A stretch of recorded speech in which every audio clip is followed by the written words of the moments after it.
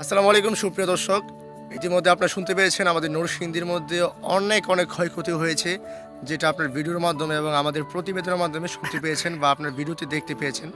আমরা গত কিছুক্ষণ আগে আমরা একটা রিপোর্ট করেছিলাম যে আপনাদের এলাকার কি অবস্থা সেটা আপনারা আমাদেরকে একটু অবগত করবেন।